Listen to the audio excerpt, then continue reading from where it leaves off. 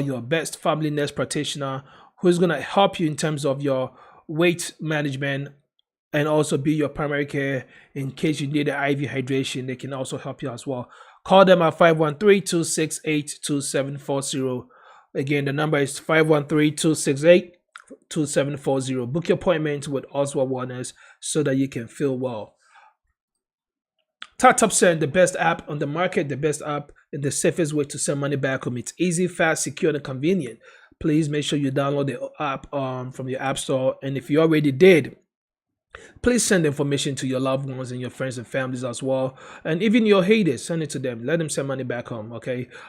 Make sure you put in the promo code PK, P-KAY, so that you can get your $15 on your first transaction. Again, if you're able to do that, please send me a screenshot of your transaction, and I will send you a bag of rice for you to spend some good time with this holidays coming up. With that being said, I would like to go into the chambers of TapTap Send and ask them for any sweet updates that they have for us so that we can also ponder over that. So without much ado, we'll plead with everyone and say keep on checking your app for more updates and your email as well, and also the notification as well.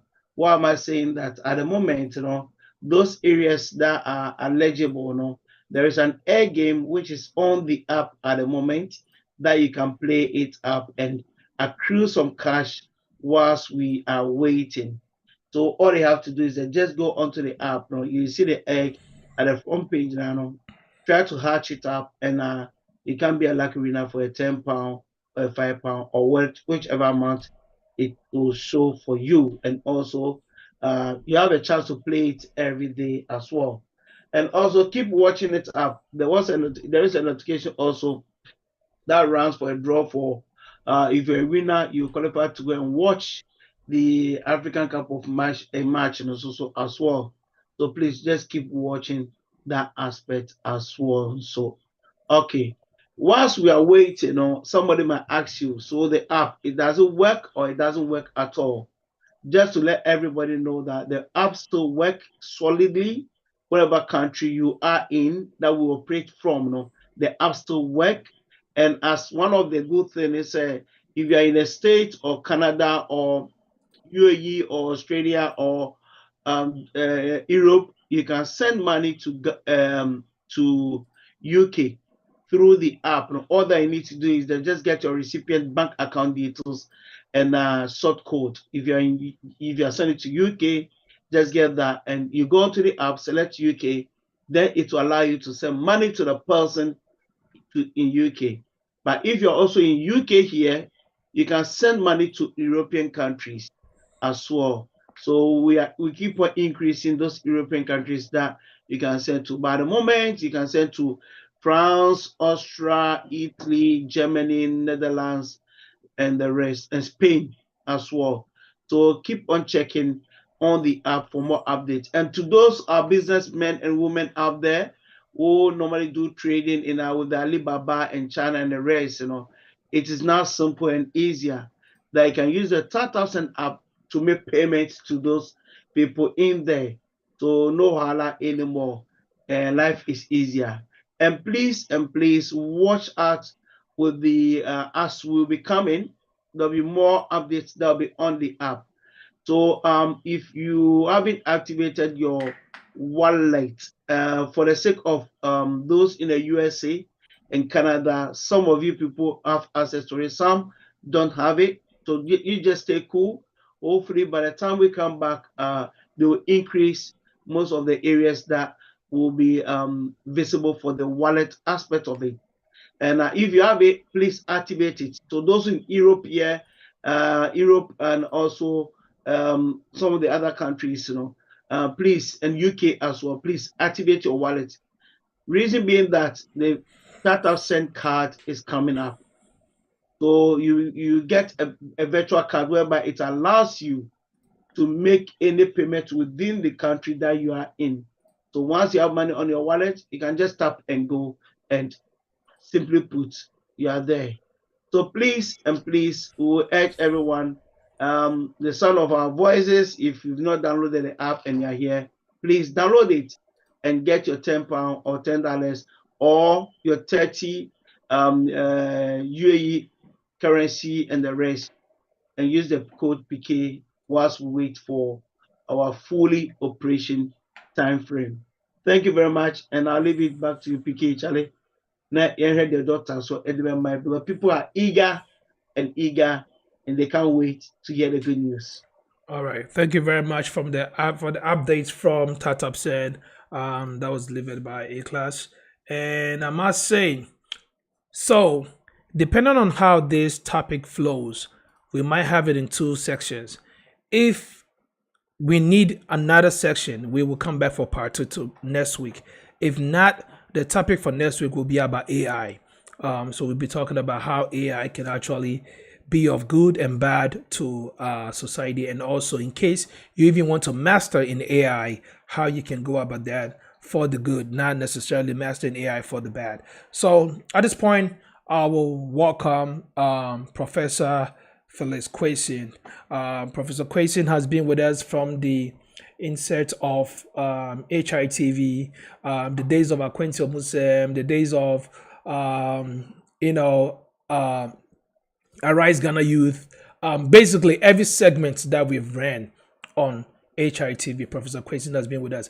He was also my mentor officially. Let me introduce to you guys my mentor during my doctorate program. So this man was the man behind helping me, steering me through the right path and guiding me through my entire 3 years of journey. He actually played a very instrumental role for me to be accepted into the program and watch me, complete the program. So, Prof, on these notes, in front of everyone, also, I want to say thank you very much for, taking time out of your busy schedule to look out for me.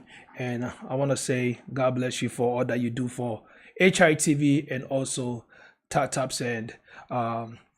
Welcome to the show, Time with Tatap Send, every Monday, 6 p.m. Please, if you're still watching us, please make sure you share the link.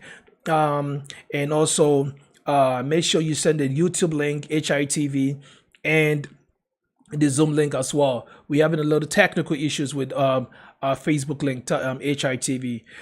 So if you having problems clicking on that, please click on the HITV Zoom link and HITV YouTube link and also the Zoom link. Let's all gather over here and just talk. Like I said, Prof, when we are unable to complete it today, we might need you for next week because the people are ready and eager. Even on our HITV platform, people were writing over the I can't wait. People were sending me personal messages. I'm not missing this for anything. Afloso, wherever you are, shout outs to you, Afloso. Afloso messaged me all the way from East Coast, like, I can't wait for this. So, Prof, over to you. Walk us through the process, how to get scholarships in America. There's been so many grants and so many scholarships and programs out there, but most of us, or the parents that have their kids go to school, most of us don't have the time to read through all this stuff. So we are busy trying to chase money, and we leave the kids to figure out for themselves. And sometimes when you run around, you can get frustrated and also give up. Before you proceed, would you like to run a PowerPoint presentation, or are you gonna freestyle? I can't hear you. No PowerPoint. No. Okay, so we're gonna freestyle. You're gonna walk us through. Absolutely, yeah. Then, before you start, can you please tell us a little bit about Professor FELIX Michael QUAYSON? Well, thank you so much, Dr. OFORI-ASENSO. Oh man, that name feels so good. Thank you. Yeah, it's really incredible and great for me to be here. And I know a lot of people are very eager about this topic. This topic is really interesting because as Africans or immigrants in the US, we don't really pursue scholarships as we should be pursuing compared to Black Americans or Indians or Asians and other people. So my whole thing, I think when I sent you that message that, oh, we can actually do a show, we can talk about how to look for scholarships in the USA. I wasn't actually thinking, oh, I got all the answers to it. It was more like, okay, let's do the show. Let's educate people on how they can look for scholarships in the USA.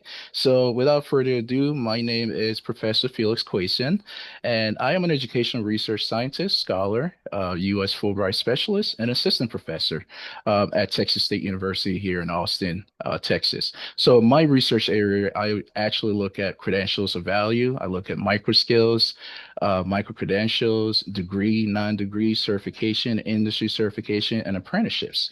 I also look at college and career readiness. I look at STEM education and workforce education. And I also look at how I can integrate micro credentials also into the academic programs and qualifications. So that's a little bit about what I do, who I am, and what I'm actually interested in. So this topic really comes out of my passion and the work that I do to make sure that people are aligned with their degree certification, whether they're pursuing PhD, master's degree, or bachelor's degree. So that's a little bit of my introduction. All right. Thank you very much. I think that is, it may come off like, a minute and 30 seconds, but that is well packed and, deeply presented. And I know when people get to know you personally, they will be able to dissect what you just, broke down to us. So without much ado, I will just hand over the entire podium to you as you present to us how to effectively and efficiently look for scholarships here in the US. Oh, thank you so much, Dr. Paul OFORI-ASENSO. So I want to have a little bit of disclaimer here. Okay. So this is like a seminar style to me, right? And this seminar is not intended for visa or immigration status purposes. If you need immigration help, I know Dr. OFORI-ASENSO has been doing a lot with getting lawyers to come and teach all of us how to, work on your immigration status. So if you really need help with immigration status, please reach out to an attorney, an immigration attorney. That will help. This seminar is also not intended to replace your consultation with a college expert or a college advisor. So someone that you are working with who's a college expert, this seminar is not really to replace it. Another disclaimer is this seminar is not a guarantee of scholarship or funding. It is also not a guarantee to use my name for scholarship application. So I want to make sure that we all understand that.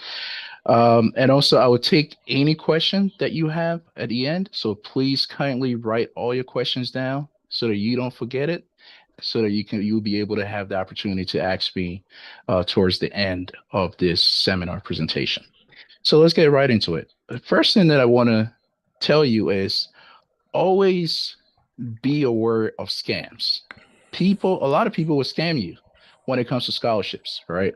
So for example, if you are in Ghana and someone sees that you are desperate, you want to move out of Ghana through education, they might sell you something that it's like a scam.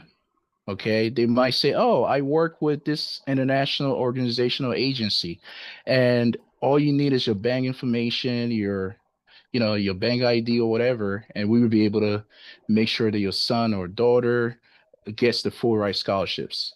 Okay, academic here in the U.S. doesn't really work like that, and that's why we are actually having this conversation. So avoid programs or avoid scholarship applications that tell you we're going to guarantee your son or daughter a Fulbright scholarship. That is a scam. Also, any scholarship organization that reaches out to you and say, "I need your bank information," that is also a red flag. And also, any scholarship organization that reaches out to you and say, "We want you to make a payment towards this so that we can help you get this certain scholarship," that is also a scam. So I just want to make sure that you are aware of the scam that people run when it comes to scholarships. Now, what is this seminar? This seminar, like I said, is an informational session to give you understanding of how to look for scholarships. So what will really help you as I'm going through the whole presentation is, in order for you to become very successful when it comes to looking for scholarships in the US or internationally, here are the three things that you really need to take care of. You need to be very organized, okay? You need to know when the timeline, you need to make sure that you know the specific scholarships that you're applying to, the deadline, the timelines.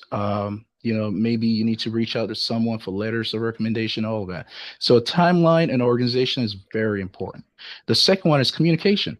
You need to reach out to people that actually have knowledge of it, experts, people, mentors that can mentor you in the process of you getting a scholarship or landing a scholarship opportunity. And also research.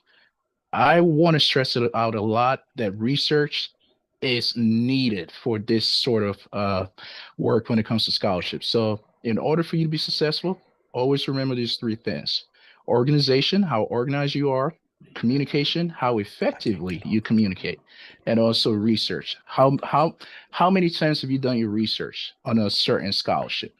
Because one website can have a wrong information. Remember, I said scam. They can run a whole disinformation to deter you to apply, or they can run disinformation to steal from you. So doing your research and making sure that you are actually applying to the right scholarship is so important. I can't stress that out for you. So the good question is, someone will ask, what is a scholarship? So scholarship comes in twofold.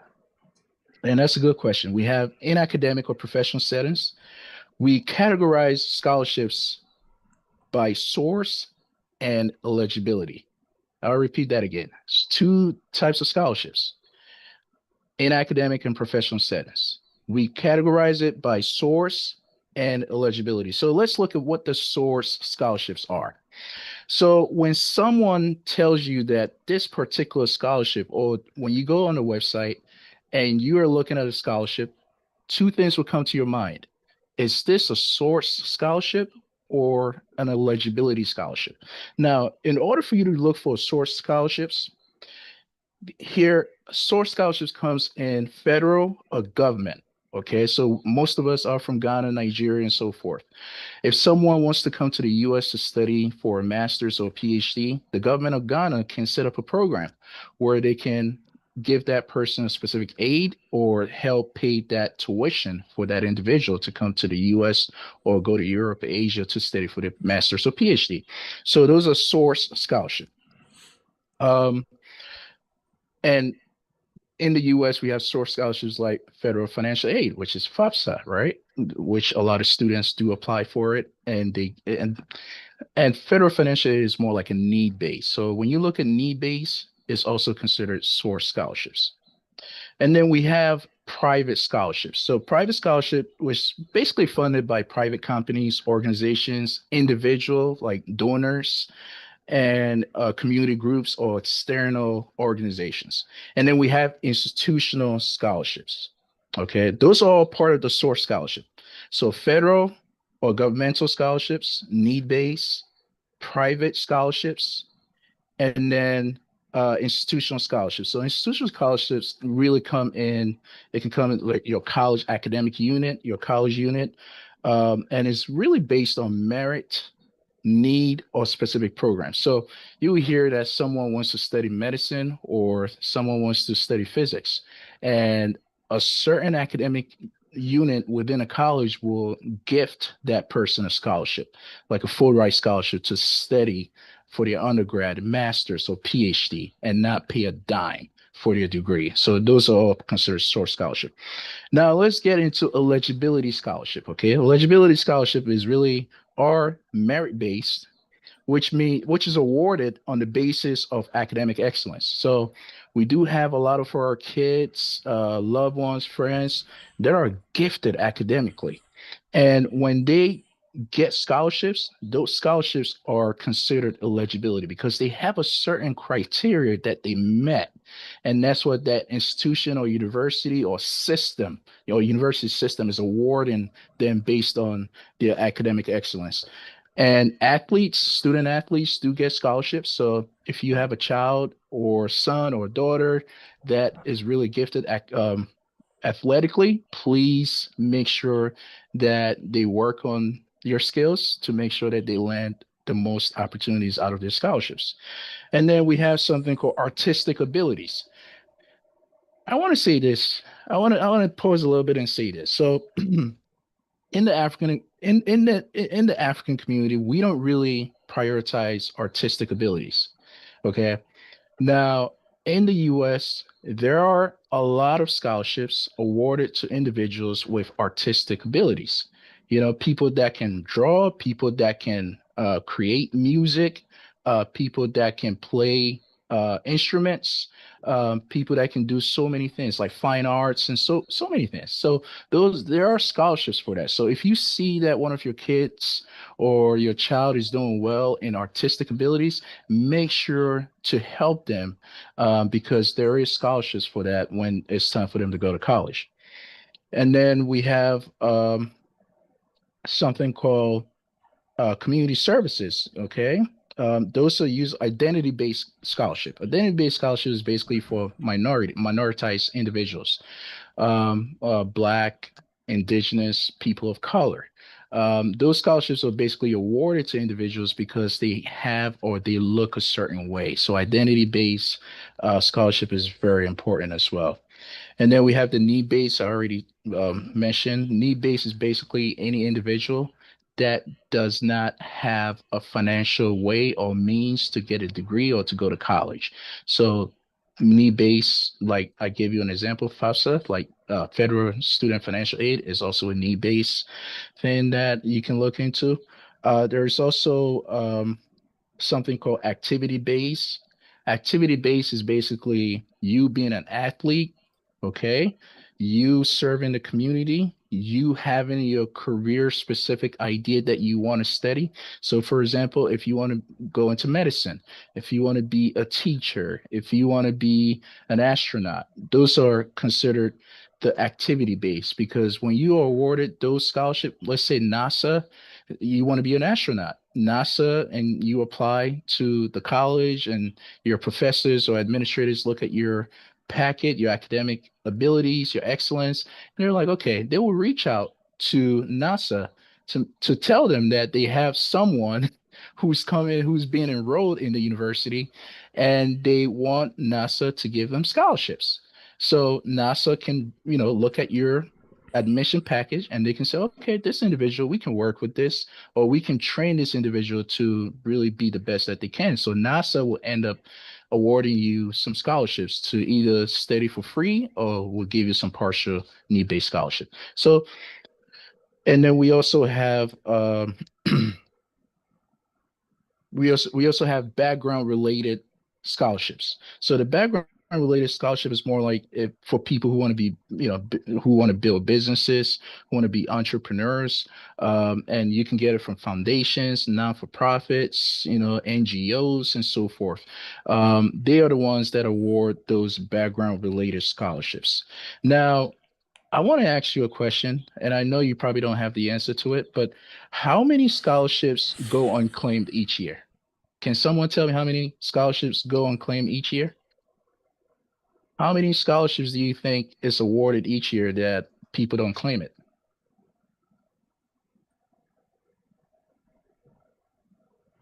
Someone said 100. Another Yeah. person said 100,000. Okay. Well, those are some good guesses, but there is over 100 million to $1 billion in scholarships. Oh, so I Money. think I think you were talking about money wise. They were talking about numbers of scholarships, not Oh, necessarily okay. money. Yeah. Yeah, so even that's a good guess. 100,000 is a good guess. But yeah, it's over $100 million to $1 billion in the US that it's awarded to individuals, but they just don't claim it. And let's look at why, the reasons why, you know, these $100 million basically being thrown into the garbage, right? That people don't take advantage of it. The reasons are a lot of people lack awareness, right? In our community, I mentioned we don't really look out for scholarships, honestly, as much as I would stress it out. We don't. A lot of Ghanaians, you know, or Africans just want to make sure that they can get to their next degree based on the abilities to pay for that specific degree or for a loved one to help them. But there are scholarships out there that can help you not pay a dime for your degree. So there are 100 million to 1 billion in scholarship money that goes unclaimed each year. And the reasons are lack of awareness about opportunities, okay? And then lack of self-esteem. So our issue is also lack of self-esteem. A lot of people think they don't qualify for it or will not even get it. So that's an issue. And then misconception. Okay. Some people say, oh, I'm black, I'm African, I'm not going to get it. They'll probably give it to a white person. That's a misconception because if you once you read the award, the scholarship award, and you see that it's not saying only white people apply, I don't see why you should have that misconception that you are black and African, so you won't get that. You always got to have self-esteem and then lack of self-confidence. Confidence is a big problem. Some people lack confidence to apply. And then failure to apply for the federal student financial aid. So the reason why I brought the federal student financial aid is sometimes when your child applies for the federal financial aid, it actually gives scholarship organizations an idea of how much your son or daughter need to be able to go to school or to complete a degree. So filling out the federal student financial aid is also a good indication of how much money you could be awarded or how much you need to further your education. Now, another reason is a lot of people, when they apply for scholarships, do not actually apply for or do not complete their supplemental forms. So a lot of scholarships comes with supplemental forms. So let's say for financial aid, if you apply the federal student financial aid will come back if they have any issues with your application, or they might tell you to submit certain documents or certain supplemental forms. A lot of people think it's a burden for them, so they don't really complete that. So that can be a way to disqualify yourself from scholarships. So complete your supplemental forms. And then you have to also review your financial aid packet. Federal financial aid or some scholarship organizations will send you your scholarship, how much your scholarship is worth. A lot of people don't read that. A lot of people already assume that, oh, this organization already awarded me scholarship, so I'm not going to look at whatever statement or document they sent to me. That is a big mistake. That is one way to disqualify yourself, because most of the time they have communications within the documents or the messages that they send you. They might say, okay, we awarded you $5,000, but we need you to confirm if you are still in need of this scholarship. And they will give you a certain specific date. If you don't really reply, then they're going to move on to the next person, because a lot of people need scholarship. So one way for you not to get your scholarship is not responding. Or remember I said to you, organization, communication, and research. It's important for you to be very successful when it comes to looking or applying for scholarships. And the last one I would say is make an appeal. Even with federal student financial aid, you can make an appeal. So if federal financial aid gave you a certain aid and you don't like it, maybe you want more or maybe you want less, you can make an appeal. You can write to them and say, hey, I think, I give you all the right information, but I really want to understand why I'm awarded maybe $2,000 or why I'm not awarded more than $2,000. They will make an appeal. You have your education in your hand. Scholarship is mainly also making an appeal, something that a lot of people don't know about. If an organization is kind enough to award you a scholarship, and maybe that scholarship is $1,000, maybe you needed $2,000 to complete your tuition and fees, you can go back to that organization, write to them, or speak to someone on the phone, or have a meeting with whoever is in charge of awarding the scholarships, and you can say, hey, I need $1,000 extra. Do you guys think you can give me $1,000 more extra to complete up my college tuition and fees? More than likely, they will look into it and they will award you that money, because them awarding you makes them really feel good and look good. So you always got to speak up for yourself. And I know in the African community, we are not really trained to speak up for ourselves or to advocate for ourselves. But I want to make sure that you know that you can speak up for yourself and make an appeal when it comes to scholarships. Now, let's get a little bit into the unclaimed funds. So I know someone gave 100,000, number, but I want to really, someone have. I will get to the questions at the end. I think we'll do all the questions after you're done with at the the end. presentation. Yeah. They're Please. just throwing the Okay. questions in Good. there, so that will be easier to read. Good. So I mentioned that over 100 million to $1 billion is awarded each year, but it's not claimed. So that money, so that money goes to waste. Now, over 1.7 million scholarships are awarded annually, and I know someone gave that $100,000, 100,000 number, right? PK, was Yes, that correct? yes, Yeah. that's right. So over 1.7 million scholarships are awarded annually. Okay, many students miss out due to lack of awareness that I mentioned to you and proactive application. Making an appeal for yourself, completing your supplemental application, making sure you're filling out your federal financial aid, making sure you're not scammed, making sure you're organized.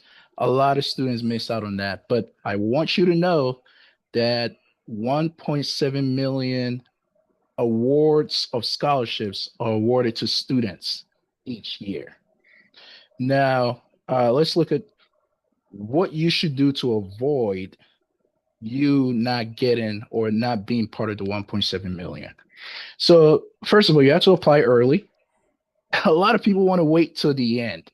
So, if you go on a scholarship and that scholarship portal is saying the due date or the deadline, some people use due date and deadline. So, meaning the time that that scholarship application you should apply or your name should be in the cycle to be considered for that specific scholarship. So, for that due date or that deadline, if they say it's October 2nd, some people want to wait till September 30th or October 1st to really apply.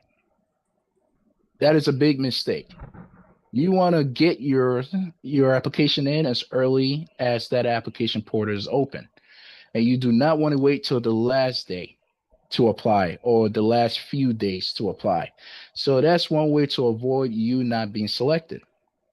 Now you have to seek expert guidance. You have people like Dr. OFORI-ASENSO, Dr. OFORI, and to me, myself, people that have gone through the process, people that have been through education at the highest level, they have doctorates, master's degrees, and so forth. Reach out to them and seek expert guidance. And also seek mentorship. Mentorship is very important in the process because remember I said anyone can scam anyone when it comes to scholarships, okay? Because they know that you are so desperate to either get out of Ghana, you are desperate to get this particular degree or to get out of your community. So they will sell you anything and you're going to buy it. So you got to make sure that, you are not being scammed. You are seeking guidance and expert mentorship. And then you are searching. Remember I said organization, communication, and research. So make sure that you are searching broadly and researching college websites, foundations, organizations, and so forth.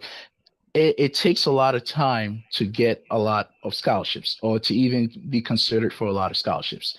So the process is, you don't have to tell someone, oh, Kweku Kwame, can you please do this work for me? No one knows what you want. You have to be the one that proactively you want what you need, or you want what you want to get out of your education. Well, what kind of scholarship do you want? So don't leave that responsibility to your cousin, your mom, your dad, your daughter, your son.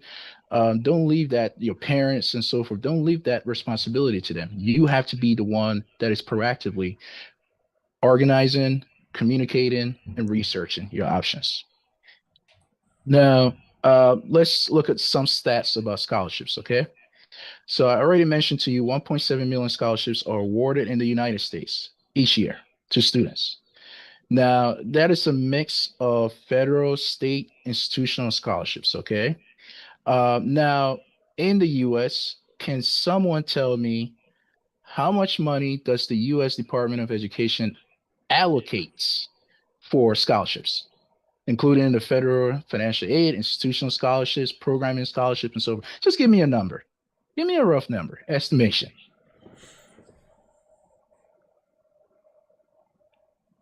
I'm watching the chat. As soon as it drops, I'll let you know.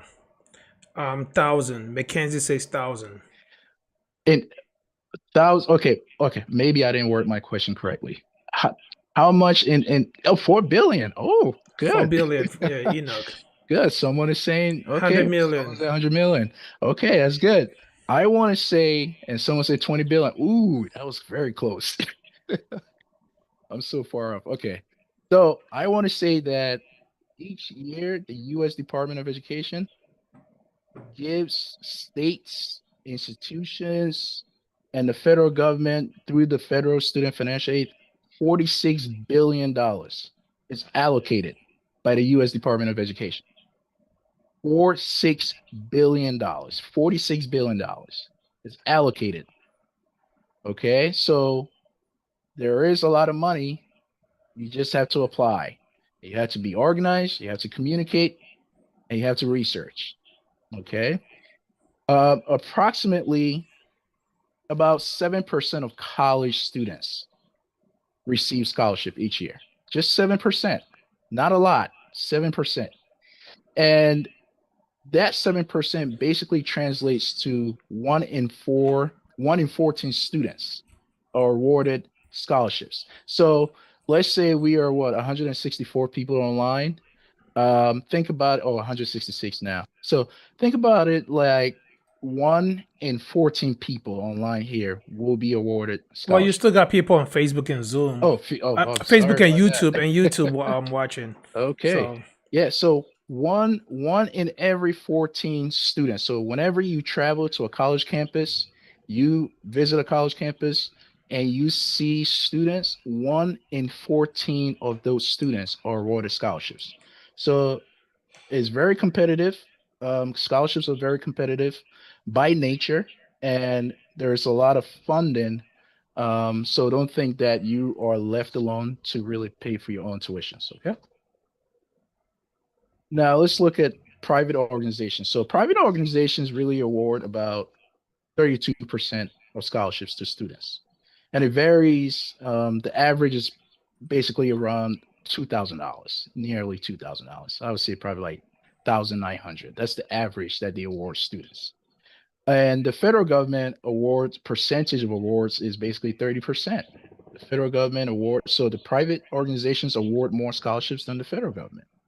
And the federal government awards scholarships through the Pell Grant. Pell Grant is a whole thing I don't want to get into for the sake of this seminar or presentation.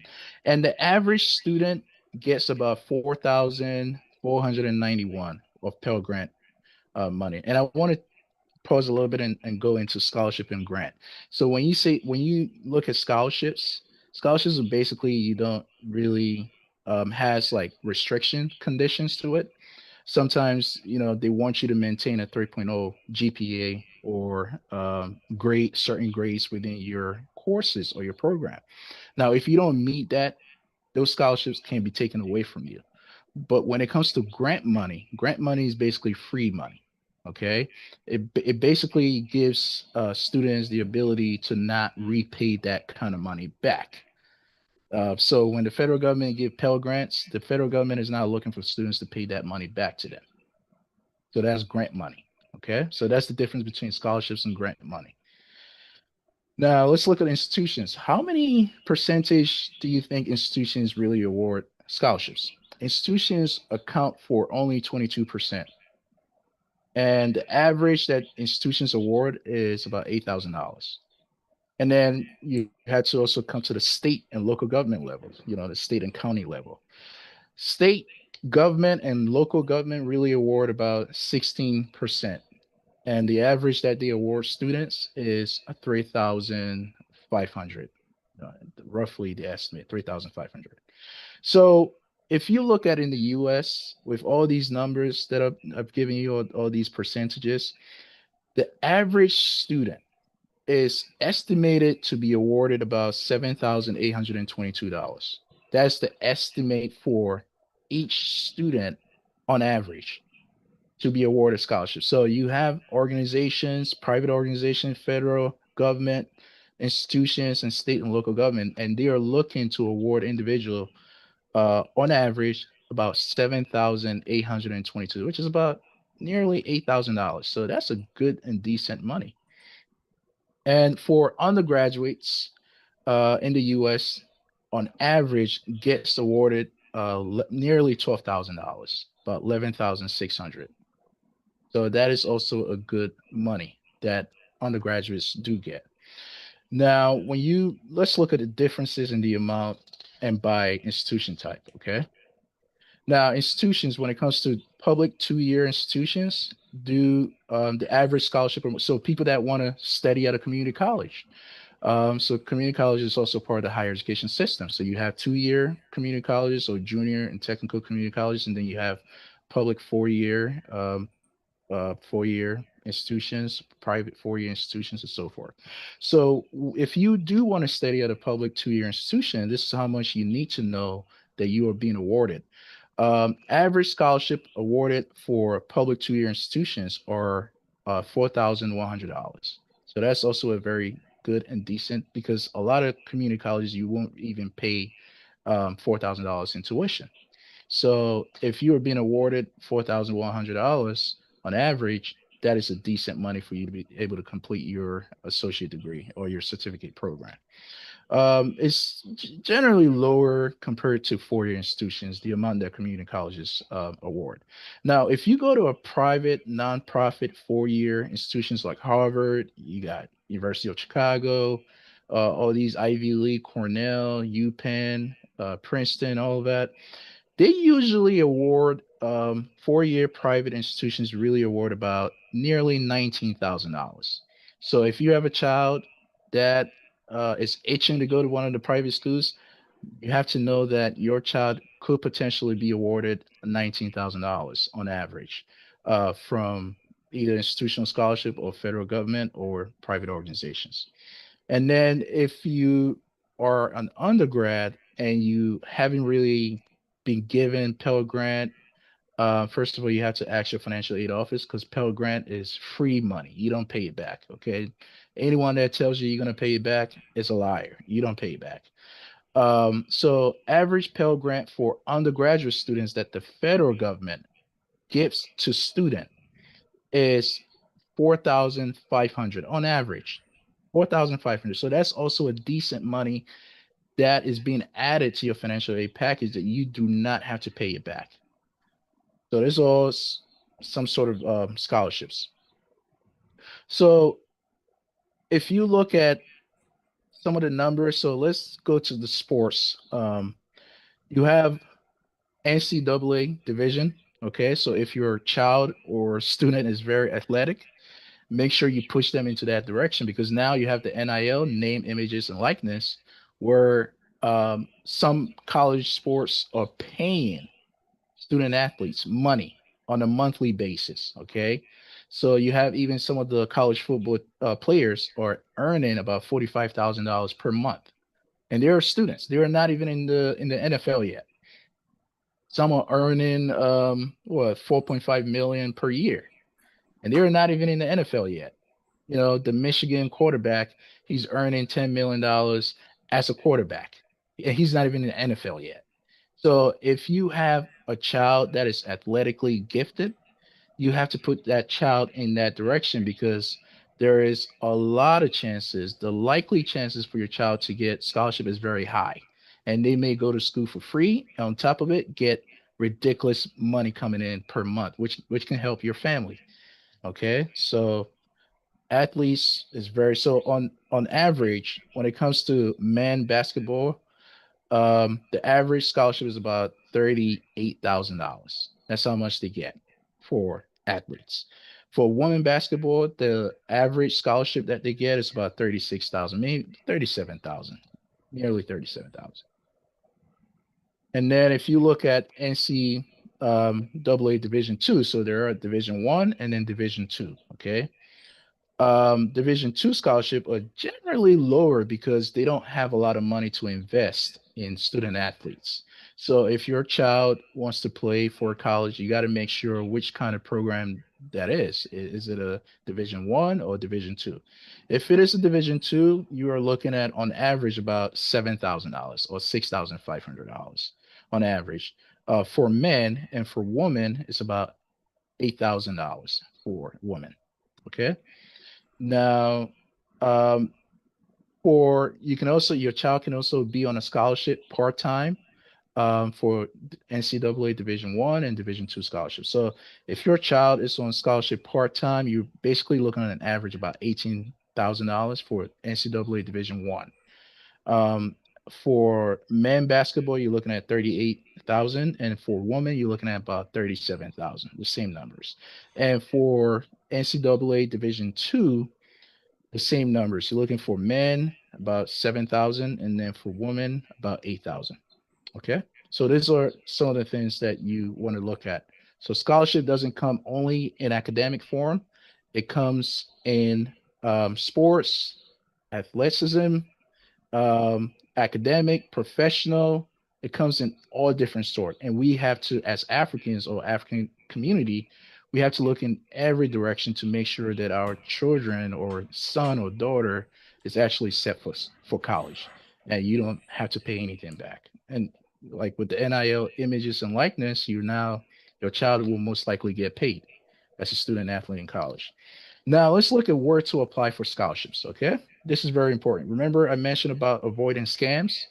So you do have some disinformation websites that will come up or pop up to you because you communicated on the phone with someone about scholarships. Not every website is credible website. Okay, so we have scholarships like the College Board, which is a CSS profile. Okay, and the CSS profile is basically an online application. Prof, Yes. let me go ahead and elaborate on something that you just said right now. Yeah. You said it so easy that most Mhm. people may not catch that. Okay. So you said you may do have some pop-ups that come up on your phone just because you talked about it over the phone with someone. Mhm. What he's trying to say is any communication that we have, the phone picks those algorithms and realize that you want to have those information. So now it will marvels you talking to someone about, say, scholarships. Then the next thing you go play YouTube videos, you have commercials coming out about scholarships.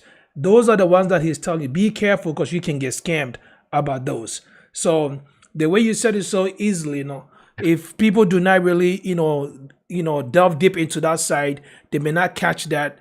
That is what maybe you're trying to say. It might sound like, oh, I just talked to you about it and you send it to me, but rather those apps or applications are picking that up on our phone. Please proceed.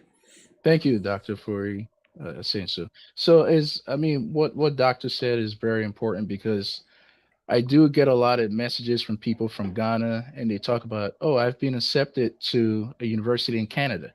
And I'm like, how did you get that? Did you even apply? And they're like, yeah, I applied and I got it. I'm like, no, you did not apply. And most of the time, I'm like, okay, send me the name, send me the company, send me the representative. Okay.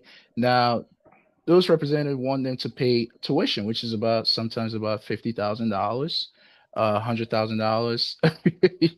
Some people do apply for universities in the U.S., and these agents are asking them to pay that amount of money, and I'm like, no, it's a scam. And when you tell them it's a scam, they're like, no, it's not. I'm like, yes, it is a scam. How are you gonna pay someone $50,000 and you are actually looking for a scholarship? That doesn't make sense. So what Doctor said is very important. Your conversations are being watched, and if you talk about food, next thing you know, you are going to be seeing food pop up on your Facebook, YouTube, whatever website you go. Do you like this food? This McDonald's, this. It's just watching you. So if you talk about scholarships, you are going to be targeted for scams. Some people will push phishing. They will send it to your computer, your devices, because they know that that's what you talked about. So you got to be very careful. Now, so where to apply for scholarships? After you filled out your financial aid or you went on foundation's website and you apply for scholarships, you can also go to the College Board website, and it's called the CSS profile. CSS profile. And basically what the CSS profile College Board is an online application that is used by colleges and universities for their scholarship programs. So you may think, okay, how do community colleges, private colleges, public institutions know how much I need? how do they pick up on my scholarship application tab? They basically go to CSS profile. So if you don't have a profile yet, please make sure you sign up and get a profile, and make sure you fill out your information. And then you'll be able to see some of the available scholarships on there that they post. So CSS Profile College Board is one of the credible sites to go for, and they award scholarship programs for non-federal institution aid. So if you're an international student and you came to a university here in the US, and you needed more money to cover up for your tuition, you can also apply at CSS Profile. Okay, make sure that you complete your profile, you apply for the scholarships that can help assist you with your tuition. Also, one thing that I will mention to you when it comes to organization is, it's very simple. Create a Google spreadsheet, okay, with your name on it. That is part of the organization. For every scholarship that is available to you, or every scholarship that you apply, you have to put that on the spreadsheet, okay? So basically, if I'm interested to apply to a certain scholarship and it has a deadline of maybe October 2nd, I will make sure to put that on the spreadsheet that this scholarship is due October 2nd. So before October 2nd, I need to apply for it. And you have to make sure that you have all the requirements of that specific application for that scholarship. Does your scholarship application need a letter of recommendation? Who are you going to reach out to for your letters of recommendation? Are you going to reach out to a friend? That would not be considered credible, right? Are you going to reach out to your former professors? They always don't have time for you. Who are you really going to reach out to? So it comes with the organization, the communication, and the research process, where you have to make sure that, okay, this scholarship is very credible. I really need it, or I want to apply to it, and it's asking for these requirements. So make sure that you work around it to reach out to whoever you want to reach out to get your letters of recommendation. That's very important. Um, Scholarship owl is also another one. Scholarship owl, like Abois owl or the animal owl, is very important. So scholarship owl, OWL. It's also one of the ways to manage your deadlines or also apply for scholarships. Now let's look into local and regional sources. Okay, so there are. Prof, before we look into the local and Mhm. regional sources, how much information do we have left? Oh, we Are don't we have any. halfway? Are we halfway? Yeah. Or are we Oh, we are almost done. done? We are done. We We almost are done. done. Okay. I Yeah. wanted to know if we halfway, then we can go into the questions and do a part two. But then again, based on the questions, we might come for a part two because Yeah. when it's good, you keep listening to it or you keep going for it. So I'll let you go ahead Yeah. and finish this, then we do the questions. Please proceed. Right. Okay. Let me. So use local and regional sources. So we all live in communities, right? And sometimes banks also have programs. So you might want to visit your local bank and ask them if they have any scholarship program for you. So a lot of banks do have scholarship programs for students. Or if your parents bank at a certain bank, they will give you, as the child, some sort of money to apply for to apply towards your tuition and fees. So you have to look at community foundations. It's very important.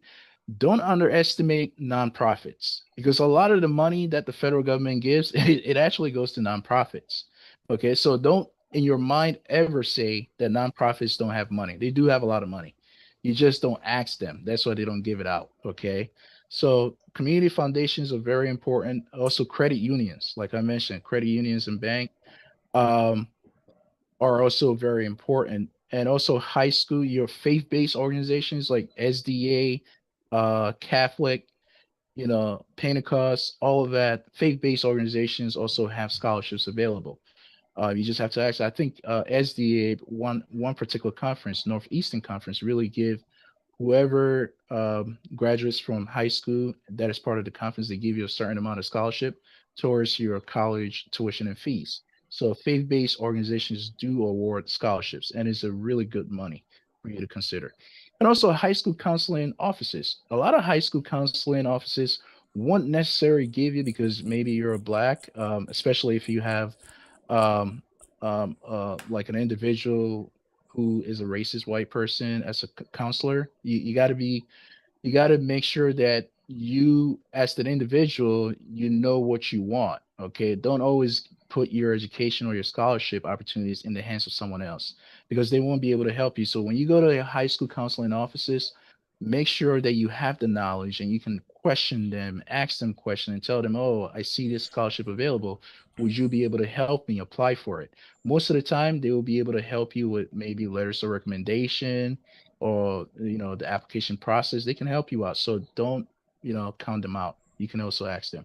And then you have places like if you want to do, remember I mentioned, if you want to be a teacher, you want to be an astronaut, you want to be a physicist, there are particular background related scholarships for that. So depending on the career that you want to go into, there are associations around the country that will award you scholarships like STEM if you want to be a STEM, if you want to be in the STEM field.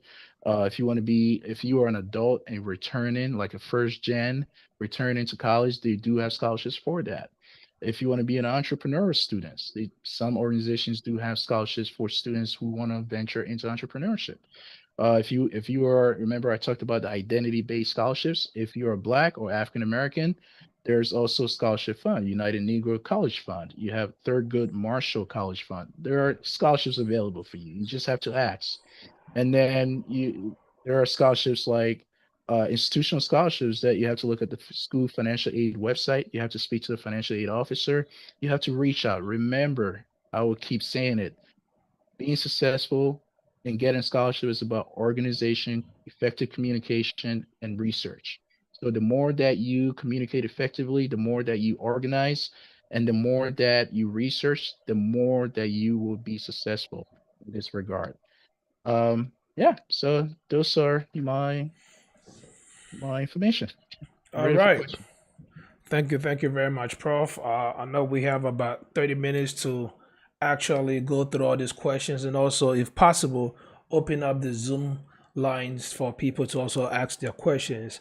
Um, I must say we probably will have to go into part two, depending on the kind of questions that we have, because if you don't mind, we want to tailor it to some specific needs of what we can get for bachelor's, master's, and doctorates, exactly what it is. Because I know this is more on the high level stuff. But my first question to you is, why is it that there's so much scholarship for bachelor's and masters, but no scholarship for, or minimal scholarship for a doctorate program? That's a good question. So, um, a lot of it used to be in the U.S. that um, a lot of organizations and employers really cared about the bachelor's degree. So it used to be that the bachelor's degree, when you complete it, you don't necessarily need to move further up the ladder to get your master's and doctorate, right?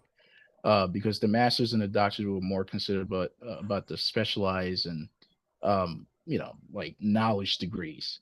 So the bachelor's degree could get you as far as your life goes and your financial needs. But now that has changed, right? So you have a lot of people that have bachelor's degree, but they don't know what to look for, what kind of job to look for, or they don't have the employable skills.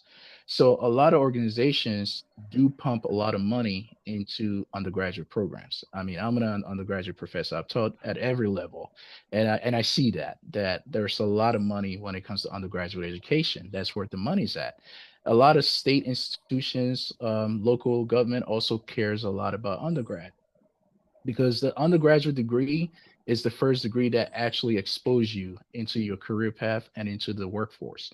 So with that degree, if you really can't amount to anything with that degree, then what else can you really amount to? Some people have masters and they cannot amount to anything in the career path. So undergraduate programs are the heart of the nation. That's what I would say. It's the heart of the American enterprise when it comes to employment, when it comes to career path. And that has been changing lately because you have a lot of institutions that cannot tie their education to employment outcomes, and that's kind of changing. So if you look at a lot of PhD programs and masters, a lot of universities are cutting back on the PhDs and masters program because they feel that okay, with more people, they can find the workforce that they need on the undergraduate level with people with college degrees. So that would be my rationale. Okay, thank you very much. So I think I'm gonna go into the questions from Mhm. YouTube first. Then after that, we're gonna come to the the Zoom questions. Please, Esther, I've seen you. We're gonna take those questions first, and after we're gonna open the Zoom room. Okay, so please bear with us. Yeah. So um, the first question here is from Jojo Interfo says, Josephine, are you here? That's Jojo calling Josephine to come and watch. And Benjamin Opoku says, at what stage must one start looking for a scholarship, gain admission to an institution before looking for a scholarship? You don't have to be admitted to a school before you should look for scholarship. No, you have to start right away. If your intent is to go to school, because scholarships don't really care what school you go to. Some do. Don't get me wrong. There are some specialized scholarships that would only give you if you went to a public institution, so a private school or Ivy League school. But the majority of scholarships don't really care about what school you go to. It because they can apply it towards any other institution that you may be enrolled in. So the moment that you have that mindset or the itch to really go for your degree, that's the time that you should start looking into your scholarships. Okay. Just to remind you guys, A class says the air game is live, so please make sure you go into your app, click on it, and also play with the game so they can make some money. Again, if you don't have the app, please go to the App Store or Google Play Store, download the app, type up send, make sure you put in the promo code PK, P-KAY. And if you already have it, make sure you recommend that to your loved ones so that they can do it and start playing the game till the suspension is over for us to go back keep using the money. Again, producer also dropped in the link to the HRE chat room where we discuss topics and resource personnel that we want to have on the show. So please make sure you click on this link, join and be a part of the family so that we can all make decisions collectively to help bring something good on the show for all of us to enjoy. A class, please put on the link for the touch-up send for me to Director Danny if Director Danny is back. I'm not sure. I think he had an emergency, but A class, can you put the link? Oh, okay. A class did. I'm sorry, guys. I'm reading through the messages as I go. So the one that A class dropped is the Friends of Touch-up send, and you click on that, be part of the touch-up send family. If you have any issues with touch-up send, your app, any concerns or any questions that you have concerning touch-up send, this is the chat room to go and enjoy. All right, the next question that we have, okay, we're gonna take out first. This is what Simeon and Mackenzie was answering your questions based on the numbers. Mackenzie said, "Wow, that is when you mentioned the millions of scholarships or the billions of scholarships that get thrown away." Um, Joshua Canny says, "Does these unclaimed scholarships grant statistics considers non-citizens?" It does.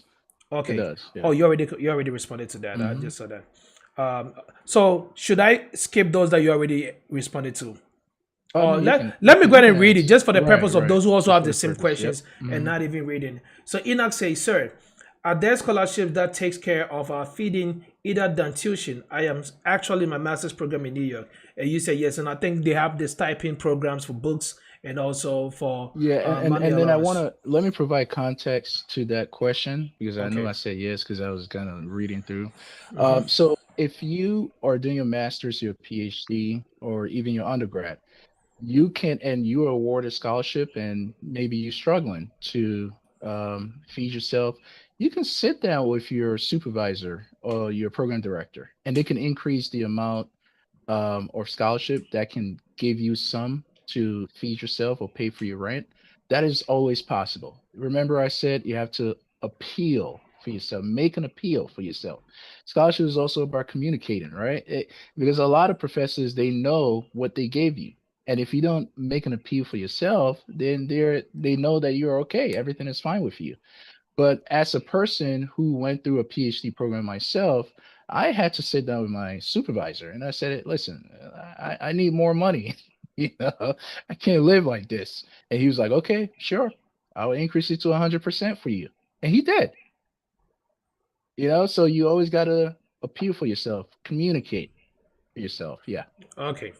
Mackenzie, Ken King, and Papa Dave's, and all of them were kind of putting the answers to the 100,000, the 4 billion, the 100 million, the 20 billion, and I think the 20 billion was a little bit closer. All right, so proceeding to the next question. Papa King says, please, what's the YouTube channel? The YouTube channel is HRE TV. So HRE space and TV. So when you click on that, and again, you will have access to the YouTube channel in case you have to leave Zoom. Then Joshua Kenny comes back to say, has the amount of scholarships grants been affected by Trump administration? And you said slightly, but not a lot. More people are in college now. All right, Eunice Harrison says, are scholarships awarded to international students who attend community college in the U.S.? And you responded yes. All right, let's proceed. iPhone 12 Pro Max. Please, how could a university student in Ghana apply for scholarships in the U.S.? Okay, that's a good question. I was actually getting to it. So, if you're a university student, and you haven't graduated yet, I would definitely advise you to graduate with your first degree before applying for maybe a graduate or PhD program here. The reason why I say that is because when you reach out to the university or the academic unit or the professor that you are interested to transfer um, to that particular institution, one, you are really scaring them because there's a lot of thing going on with this administration where they're going to be like, oh, I don't want to get in any trouble. No, and they will simply say no to you, not because they want to say no to you, but because they don't know how to navigate, a process with you to transfer from a foreign institution to the US. So you always got to make sure that you have your first degree in hand. Now, if you reached out to academic unit or program or professor and you said, I'm interested to come to this master's or PhD program X and Y reason, they will be able to help you because now if they have funding available, they will be able to help you. They won't reject you, or they'll give you a reason why they're rejecting you. Okay, because a lot of the foreign people come with a lot of hard skills, right? When it comes to like a math, chemistry, and so forth. So you are a talent where they see you and they say, okay, they will probably look at their funding and say, okay, I can fund you for the next 4 years for you to complete your PhD, and they'll do that for you. So basically, you just come into the U.S. and not paying a tuition, and you are going to be getting a stipend every month to be able to pay for your rent, to have food on the table for yourself, and so forth. So that is the advice that I would give. Finish your degree first. Reach out to the professor or professors and express your interest. And you have to write a good letter, executive letter that really summarizes your skills and your experiences, your degree, so that you get the best possible outcome from them. So Magdalene Biel says, I was told I don't qualify for Pell Grant because of my income. Um, it could be, but are you? Yeah, it could be. It could be that. Depend. I don't know your income, but I think you should be able to qualify for Pell Grant some sort. I mean, the main goal is for them not to qualify everyone. Okay, that's the easiest thing they can tell you. You don't qualify because you're here. But if you file for your federal financial aid and the federal government is looking at you, maybe your income might be the issue. Yeah, maybe your income might be the issue, or Why do they uh, always ask that question whenever you fill in out the yeah, FAFSA? because no, Is it like they're here's trying the to make sure if you're making more money, then they can give you that?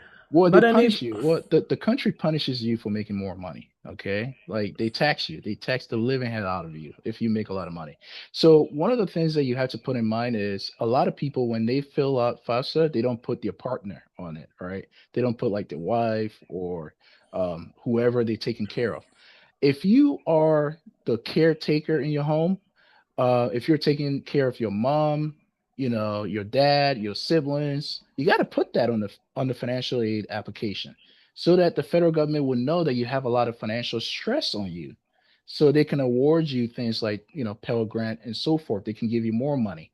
But if you don't put that, they don't know. They it don't know looks who like you're all the money is coming to you. Right. So you got to make sure that you put whoever you're taking care of. If you have a child, make sure you put in, your child's name, your wife, your partner, whoever. Put them on the application.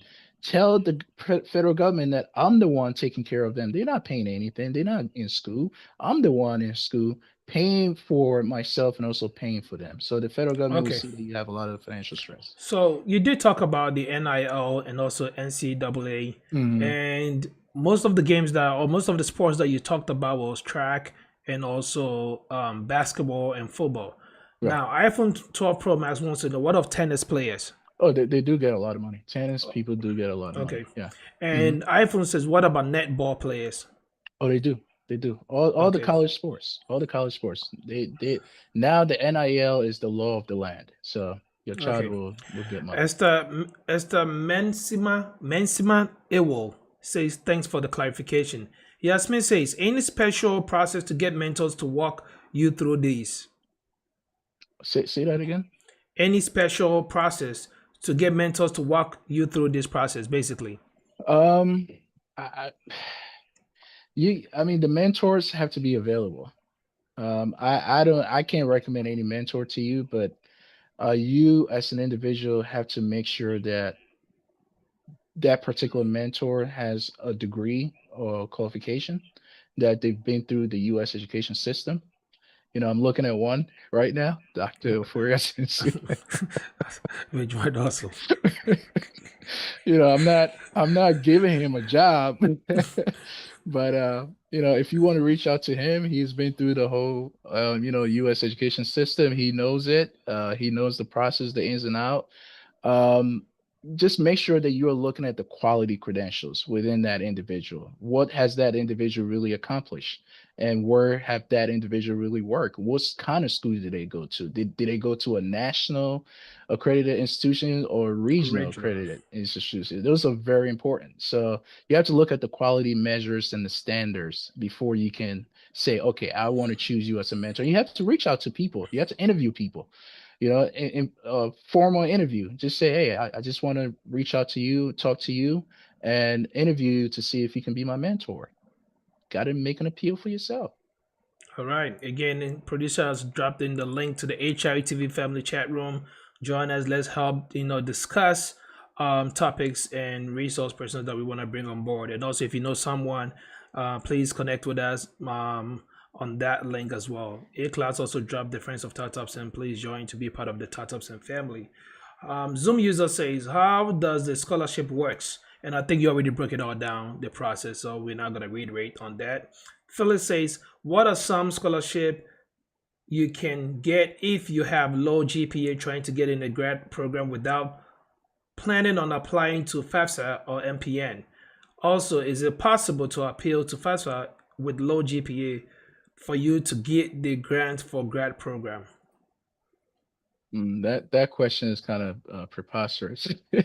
There's so many. It's a little bit all over Yeah, the sporadic all over the place. right. So let me look into it. So first of all, let me address that GPA. If you have that low of a GPA, honestly, not a lot of people can help you. Not even institutions can help you. Okay. So my advice to you is, if you have that kind of a low of a GPA, just go to a community college, take some courses to bring up your GPA to a 3.0 and above. Okay. So that would be my first advice, to be competitive, at least to be competitive. But there are some scholarships out there that will consider people from 2.5 or below average a GPA and above. But you also got to, if you have a 2.0, 1.0, and someone else have a 3.5 or 4.0, your chances of getting that scholarship is very slim. So it also sometimes it also depend on your narrative, your scholarship narrative. You know, if the scholarship tells you to write a narrative, what makes you qualify for this scholarship. Sometimes they can bypass the GPA, and they can give you that, they can award you that scholarship because you have an impactful scholarship narrative that they really like. Okay. Jenny says, does FastTrack provide scholarship for international students on F1 visa? If yes, how Uh, does one go no, no. about it? The person is talking about FAFSA, like federal financial Yeah. aid. No, international students don't qualify. Some foreign people qualify for the federal financial aid because of specific um, programs that the U.S. government brought them in to the U.S. But international students usually don't qualify for federal financial aid. Okay. You have to be Uh, either green card holder or U.S. citizen. citizen. Yeah.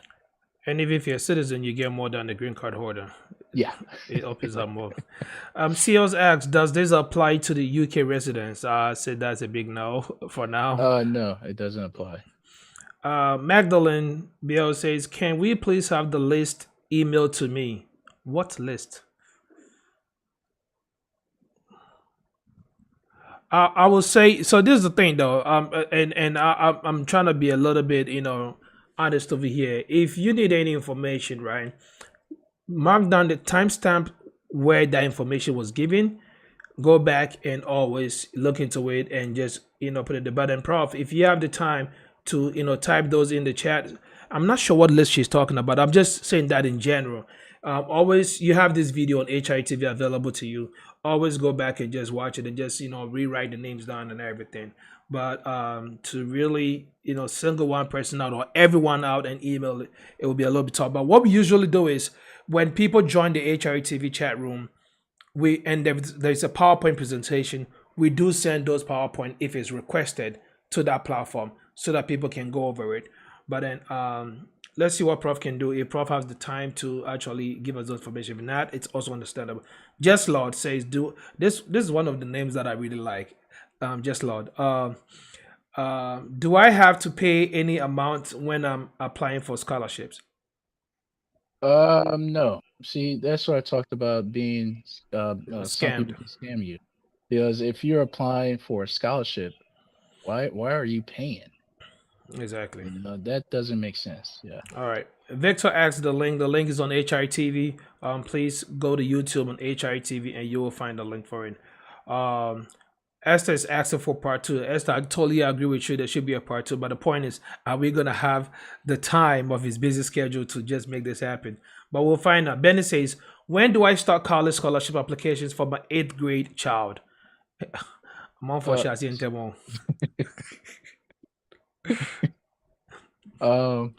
Yeah, you can definitely start. So their scholarship, remember I talked about identity base and background base. So you have to first know what your son or daughter is interested in. And probably start working on their talent. right. Exactly. Start working if they are gifted athletically, artistically, you have to make sure that you understand where your child is going. That is very important before you can start looking for targeted or specific scholarships. And you do have some scholarships that they will award you. Like if your child is in high school, they will award you all the way to your child finishes college. Okay. Yeah. All right. Solomon Frimpon says, thanks, Prof, for the in-depth education about scholarships. If I contact you, can you help me to source some scholarships for my master's degree? Thanks. I'll leave that to Dr. Before people started calling me about you. All right, this one is from Mrs. Jafia Quay. Please, doctor, my question is, how do I go about applying for a scholarship to further my education, master's degree, or apply for a work opportunity in the United States as a basic tutor, given that I hold an undergraduate degree? Yeah, it depends on a lot, because you may get funds for masters or PhD, and mostly masters is very hard to get funding. But if you want to do a master's and you want to do a PhD, sometimes people want to do their master's first to see if they really want to further the education to the PhD level. But you have to let that professor or your program director know that this is your intent. So that they can, because once they know that you are in the master's program, but you are transitioning to the PhD, they can give you all the funds and scholarships available for you to make sure that you're not paying tuition. But if you only tell them that I'm only doing the master's and after that I'm done, they may not really be helpful. And one of the things that I want to say is I'm glad this person brought this question, because a lot of institutions really care about people who want to do their master's and PhD. They really do, because that's where it makes the institutions really look good, especially the PhD program. So whatever they need to make you successful, they will, because it makes them look good internationally and nationally when it comes to the rankings. Okay. All right, guys. I'm also reminding we all about the link to the HITV room and the Tatapsen room as well. iPhone says, I have a question about Tatapsen. iPhone, right after we're done with this session with the Q&A, right after we're done with all these questions and answers, right, there will be a Q&A section for Tatapsen where Uncle Jimmy will lead that session and ask, of any questions that you all have, and he will make sure that get answered by the ambassadors and also the directors available. So just hang on tight. Doctor says, who are eligible to apply for FAFSA? And I think you already explained that earlier. Zoom user says, there was a link here, but I can't find it again. Again, that is the HITV and the Friends of Tatapsen, and I'm pretty sure it's somewhere down again. AB says, wow, please, will I get scholarship for brother back home for any university in the United States? I don't know what that individual academic qualifications are, but if that person has a strong GPA, has a good degree, yeah, why not? I think Okay. you can always help the person to get admission to the U.S. But remember, one of the things that I said in my presentation is when you go for that visa interviews, they want to know what communications have you had with that academic institution or academic unit or school. If you don't have any communication with that particular professor, they're not going to give you that visa because they think you just on a wish list. Because they want to see if that professor actually awarded you scholarship for free for you to do your degree for free. Because if you don't have it, then you're going to become a burden to the nation. So you always got to make sure that you start your conversations early, reaching out to the professors. I mean, we don't have any time. Like I have another meeting coming up in like 3 minutes, but I'm here doing this because it's needed for our community, right? But always make sure that you have a thread of communication that you can prove to the consulate. Okay, so Prof, you have a hard stop at 7:30. Oh, no, no, we can go. We can go. Yeah. Okay, all I want right. to answer the questions. Yeah. Doctor says, are there any scholarship that has go back to your country, in quote, after you are done with your program? Scholarships that will be the government, like the foreign government scholarships. Sometimes they have scholarships for you to come study abroad and then you have to return back. So I don't know. Maybe that's the question that the Okay. individual is asking. Enoch says, thank you, Doc. And iPhone says, I need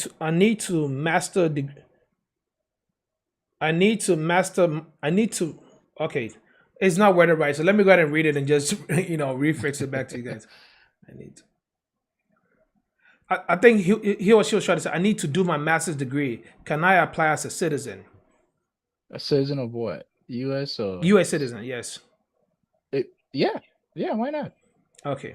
Yeah, if Um, you're a U.S. citizen, you can apply for financial aid. You can Ms. apply Jafia Quay says, please, scholarships. Doc, my question is, how do I go about applying for a scholarship to further my education?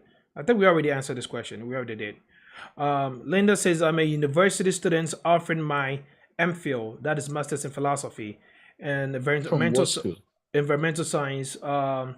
Not did it specify. Done with my coursework, but not done with my thesis. Can I get a scholarship with just the coursework done? Absolutely. There is scholarship for you to complete your thesis and your dissertation. MPhil, is it in the U.S. or outside of the Yeah, U.S.? they do have MPhil in the US. I know that, but I'm just saying, like, is the person like doing the MPhil in the U.S. or outside of the U.S.? I am pretty sure this is in the US because she's Okay. asking about if she can get. I think she Yeah. probably didn't get a scholarship for the coursework. Now she's into the thesis Ah, program. okay. She want to know if she can get scholarship Yeah, for that. there is scholarship for thesis. Yeah, completion. Yeah, you just All right. have to search on the scholarship boards like the CSS profile, the College Board. Search for thesis completion scholarships, and you'll be able to see some. All right. Zoom user says, how can I apply for a scholarship in the US when I don't have anyone in the country like the professors to get in touch? Hmm. That's That's a difficult. yeah. Um. Yeah. Yeah. Well, yeah. I would talk to Dr. OFORI-ASENSO, and we will probably see how we can coordinate with people who are interested to apply to the U.S. Okay, programs. well, that's good news. Bernice Nimako says any scholarships for Associates of Science in Nursing international students. So if I get the question correct, you are an international student, but you are interested in an associate. Okay. That you you first you have to get employed first. That would be the easiest way.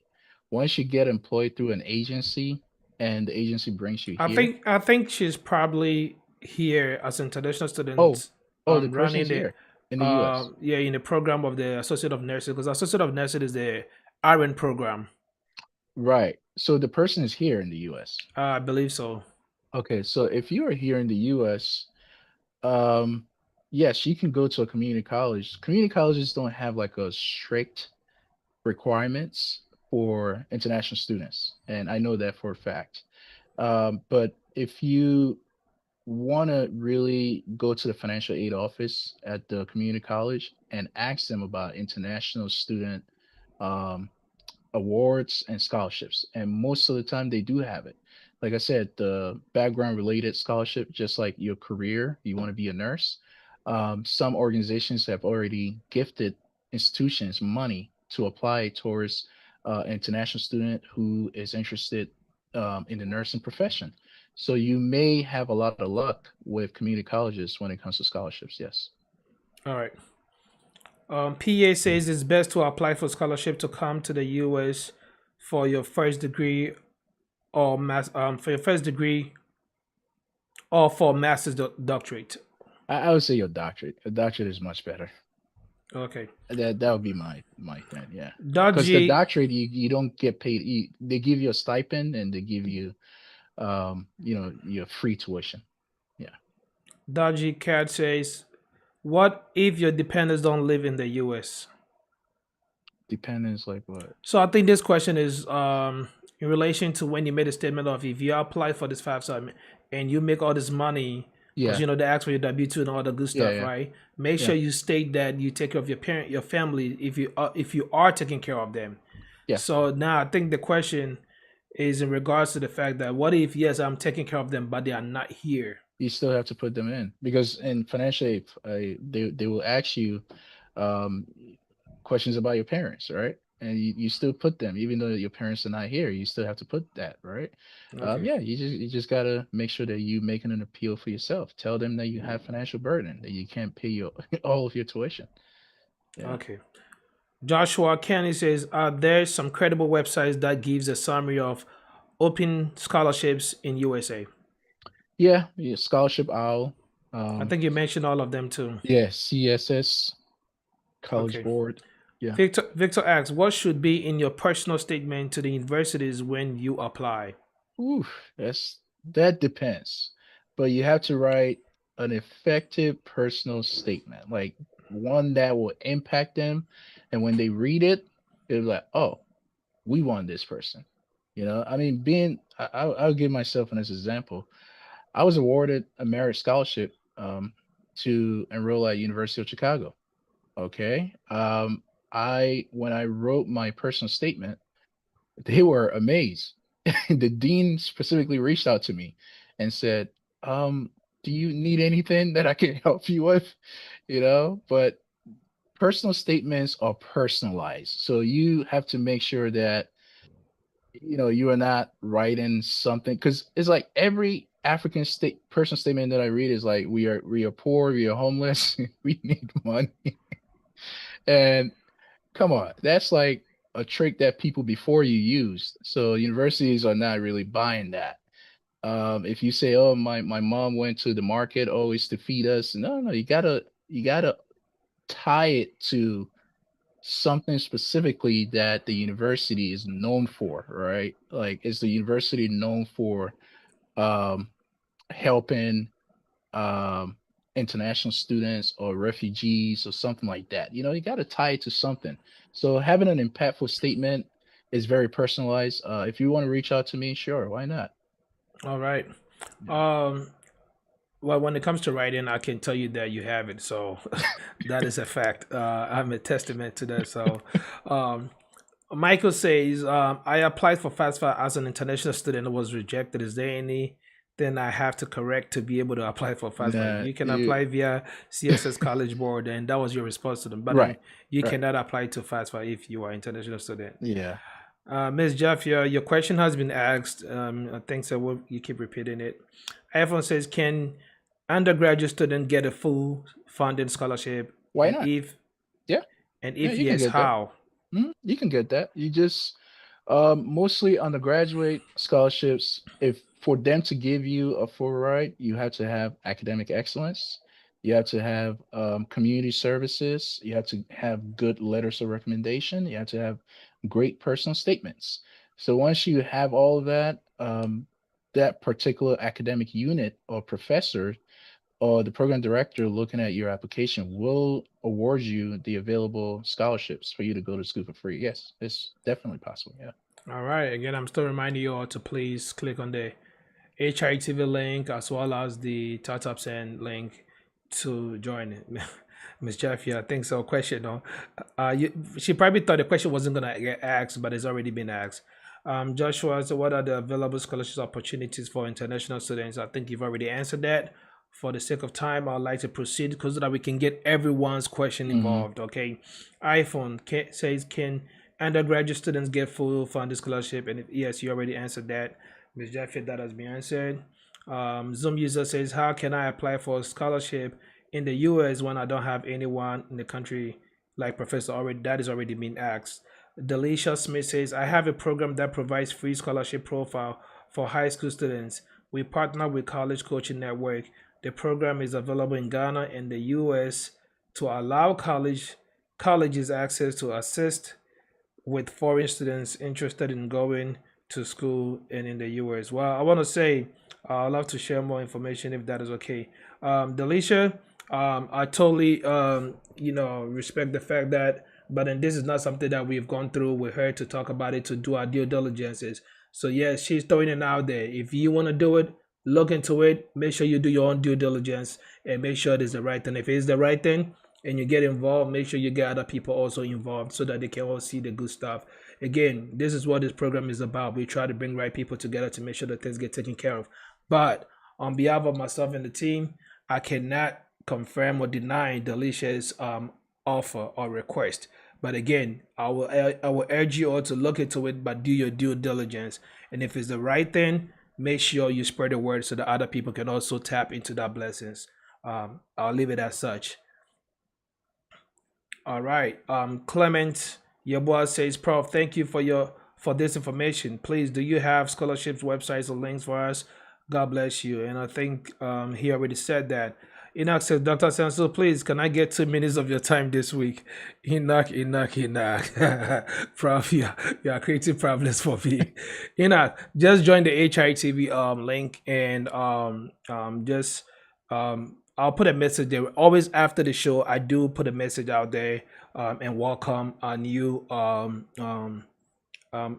partners who are just joined the HRTV fraternity to help us discuss topics and resource personnel. And once you see that, just private message me. We'll take it from there. Okay. All right. iPhone says, how can I remove old recipients' name from TATUP? That would be a question when we get to the TATUPs in section. Zoom user says, can you get a scholarship for a different master's program when your degree you did is different? Why not?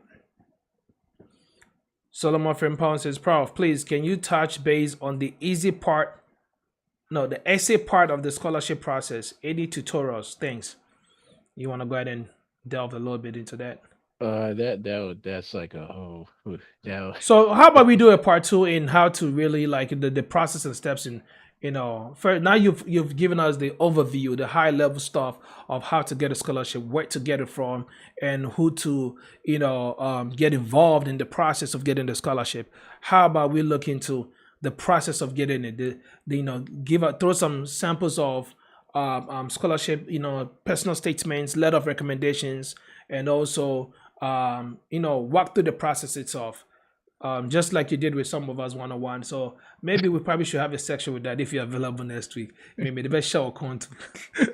I know you're too busy, but just like you put me on the spot in public, I'm gonna do the same thing to you. So while you're thinking about it, I'm gonna keep asking the question. So your question might be answered in due time. Doctor says, if someone is pursuing a doctoral program in a private university in the US and wants to change to another university that can offer scholarships, how can they get their transcripts from their current university to the new university they are applying to? Ooh, that's a good That's question. that's a good question, but it falls more like I said, you have an issue with Yeah, transfer window. Then exactly. after that, then scholarship comes into play. So Yeah, I let's would say this. You got to be careful because some professors are very petty.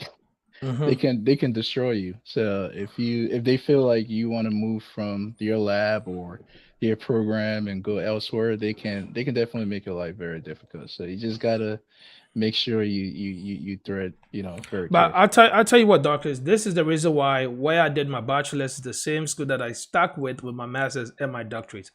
I was very Yeah. lazy to move schools, and the act of asking for transcript alone, that stress can make you give up in education. I know a lot of people who stop going to school because of go get your transcript. Yeah. It's not from an accredited source. Go get it from another place. Yeah, They go to yeah. WES and still they were struggling with it. And we're like, you know what? Me and I'm school, I'm done. So at the end of the day, I think well, I'll leave it as such. How can we reach you, doctor? So Prof dropped his email over there. Good. He just exposed himself. Guys, grab that email address and make sure you email him. It's Oh man. Dr.Felix O. QUAYSON at gmail.com. Dr.Felix O. QUAYSON at gmail.com. Man, I dropped it for And somebody small asked me a person. question. Well, you put it in the public. It's out there. You put it in the public. It's out there. Somebody asked me a question. Let me put this in there before we proceed. Are you related to the MP, Honorable QUAYSON? Yes. Yeah. Okay. From your family, yeah. Okay, cool. All right. Michael says, if the scholarship does not relate to your field, should you still apply? Yeah, I think I Sure, answered that. Yeah. you could be considered. And Delisha Smith says, absolutely. Please, like I said, Delisha, you guys reach out to her, get her links and information, and just do your due diligence. Galaxy A23 5G says, does FAFSA provide aid on graduate certificate programs? Yes, if the school and the program have federal approval. That was your response to that, and I was just reading it. And also, Delisha dropped her email address over there, www.jreliance.org. Please go look it up. Like I said, do your due diligence and make it happen. And iPhone says, me too, Doc. I'm not sure what iPhone means by me too. So, and iPhone says, thanks. Delisha says, I would love to speak with the host about the validity of the program. No problem, Delisha. We can talk about that later, okay? And again, like I said, I am not by any means denigrating or saying is not valid. I just have to state my disclaimer that I have not pushed anyone to Delisha. So now, this is what it is. If Delisha has reached out and we have brought her on the show after our due diligences and to speak about her program, then that is a whole different conversation. Even with that, I'm still not, validate. Everything is up to your due diligence, because I don't want tomorrow one person may not understand the genesis and the synopsis of the program. Whilst everybody's enjoying the goodness of it, one person may have a problem with it, try to go through a legal process, get me involved, like, oh, you the one that told me ABC. Even if you're my brother, even Professor Quincy right here, if you want to reach out to him, you reach out to him at your own expense. Has he helped me before? Yes. And I did state that in the beginning. But I don't know if he's going to be able to help you or not. So if Professor Quincy is not able to help you tomorrow, do not come tell me, hey, PK, this is the reason why I went through what I went through, because my relationship with Professor Quayson did not end well because of how the process went. I don't want to be involved with it. I want to be the ladder to actually help show you the right way, but still trust but verified. All right. Absolutely. Yep. And as Professor Quincy will tell you, him and I goes about it all the time. We go back and forth. Like, I don't always just, say, oh, okay, yeah, Prof, you're right. And sometimes, we do the same thing to each other. And that's what makes our friendship very on a Yeah. strong bond And because let me tell them something. PK and I will stay on Zoom till like 5 a.m., 6 a.m. oh yeah, So yes, and that's sometimes 7 a.m. and we start yeah, at 9 something 7 p.m. a.m. Yep. 9 p.m. to 7 a.m. So it's been a tough journey coming. Yeah. iPhone says so. We only have one link open, and I'm not sure what that means. Nana says, "Hello, Prof. Please, I'm currently writing my statement of purpose for a graduate program in the U.S.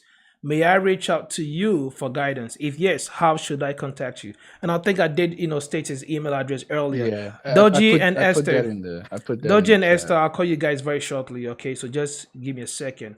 And again, please click on the Startup Center link and also the HRTV link, and let's have a good time. What of a soccer player scholarship? I'm pretty sure that one is there too.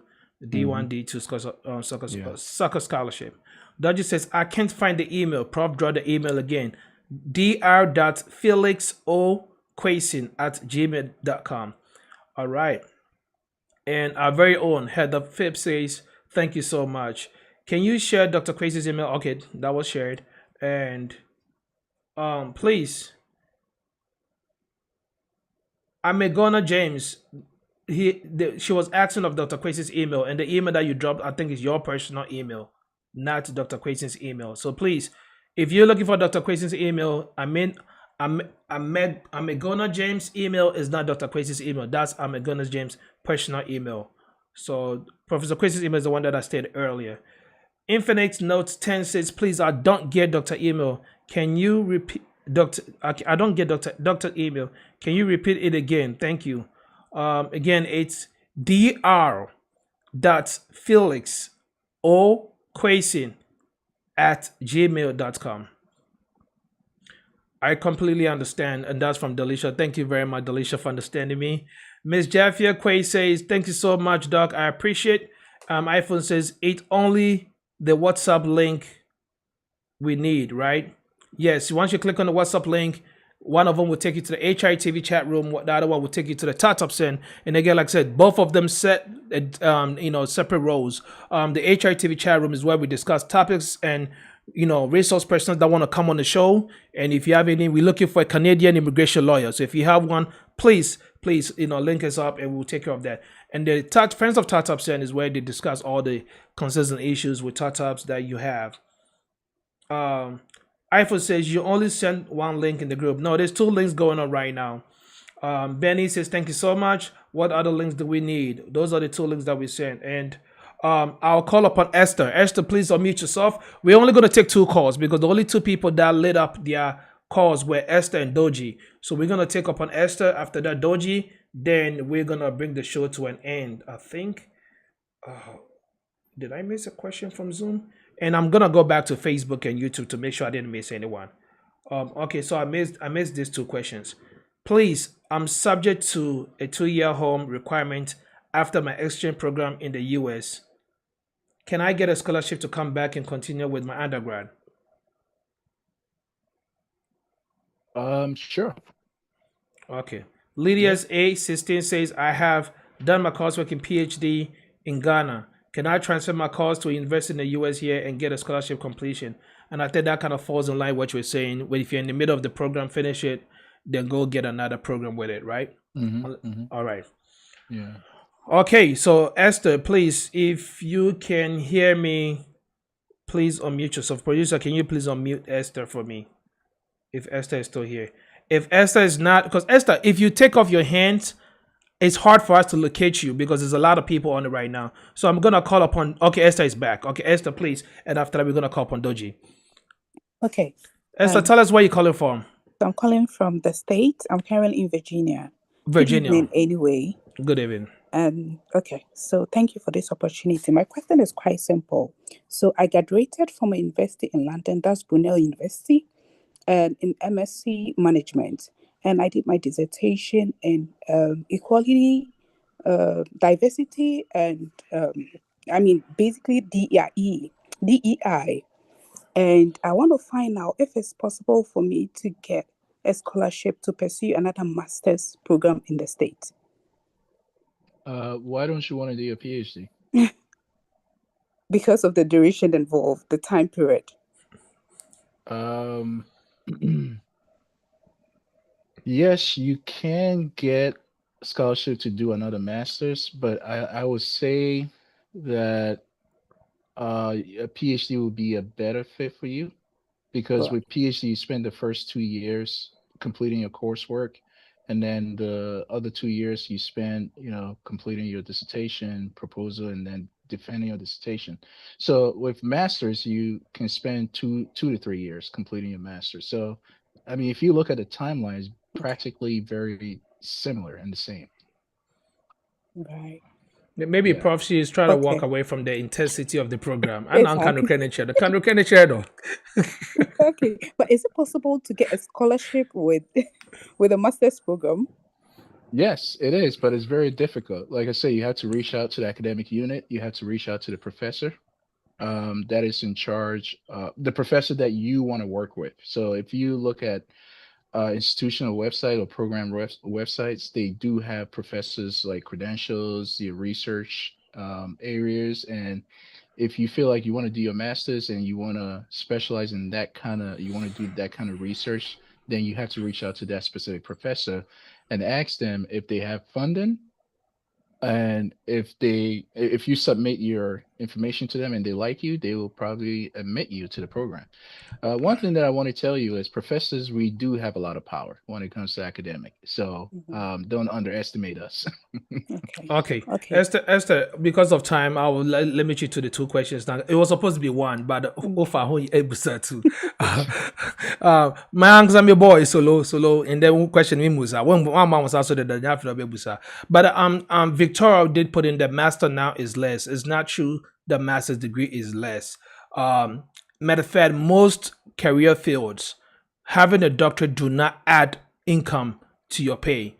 It may push you through a position, especially if you already rose to the highest level in your job with the master's degree based on years of experience. Having a doctorate degree is just more like knowledge accumulation and also making an expert in a specific role field, but it's not low. I want to establish the fact the master's degree is not low Oh, now. It's definitely still not. holding its Yeah, weight. yeah, it So does. let's Yeah. not estimate the master's degree at all. Oh, no one should underestimate masters. Yeah. But All right.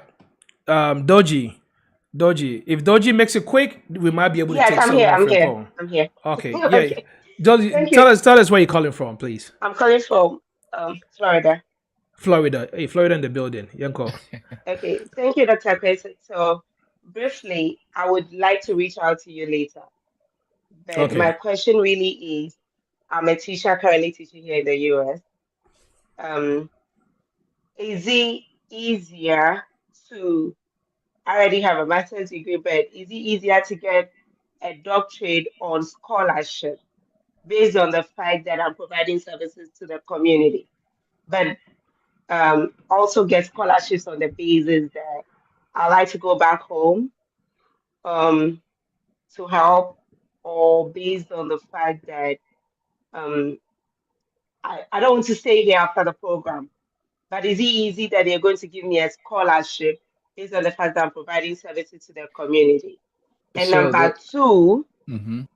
just a follow up to that. Number two, would you um, would it be easier to just get another master's degree in an educational field, or just get a doctorate in the same field that I want to get a master's degree in, based on the fact that I have an educational related master's degree? So those are great questions, but you have to look at the difference in differences, okay? And the difference in differences is I don't know your immigration status. I'm on a If you J1 visa. Right. So if you are on that specific visa, that means um, I would say my personal advice would be to probably go for a PhD because PhD basically is able to sustain that sort of complexity of your immigration status. They are able to offer you stipend, like I said, and be able to pay off your tuition with the duration that you are in the program. Now, there are other need-based community work that you may qualify because you're a teacher. They do have a lot of local and state government programs, but because of your visa restriction, it will be a restriction for you to get those sort of scholarships. So if you want to go for another master's, sure, why not? Your school district will be able to somehow pay for you, or be able to have supplemental funding for you to be able to complete your master's. But if you really are thinking about going for your doctorate, I would definitely say go for the PhD, because if you go for the ED.D, the Doctor of Education, mostly it doesn't come with funding, right? Depending on the school that you go to. But if you go for a PhD, PhDs come with funding. All right. Thank you. So thank you very much. I'll reach out, please. Thank you. Okay. Solo, can you please put your hands up on me so that I can call you? Before Solo comes in, Joshua, um, Heather Phipps says, does the college help with the student visa process? I mean, I don't That's think it. we are talking about visa process though, but if you know the answer to that. Yeah. So every college should have international student office where they That have helps. representatives that will help you with your, any other form that you may need. Yeah. Okay, cool. And the last question is Joshua Kanye says, does GRE increases chances of PhD Oh, scholarships? absolutely. It does. Okay, hold on. I missed this one. Lydia says, I'm already in the US here, because this is a follow up to one of the questions that we weren't sure of the state Uh, of the student. I'm already in the okay. US here and thinking I could transfer my PhD course I started in Ghana to Ah, the US and get a scholarship. onye Wagana. So, No. so okay. Sure. Yeah, you can. You just have to, like I said, reach out to the professor that you want to work with, reach out to the school, the academic program. If the professor sees that they have an opening within your lab, they'll be able to, and the person have funding, they'll be able to fund your education. But you can't just transfer just because you want to transfer. You're gonna end up with the bill to pay for your own tuition. All right, cool. So, Lord, Yeah. please unmute yourself and tell us where you're calling from. And please make a question brief so that we can wrap it up. Thank you, brother. Okay, I'm calling from Columbus, Ohio. That's right. Yeah. I mean, I OH. just want to, That's right. I just want to say a big thank you for such a program. And you can see there, I mean, the participation. I mean, you can see the question. How, I mean, this program has been very effective. So please, if that can be repeated, I mean, this dog can, I mean, offer to come back either next week or any other day that is available, because it's been very helpful. Thank you very much, Solo. Thank you very much. Solo is a very loyal listener and also loyal participant, patron of the show, Time with Tatapsen, and he's been here.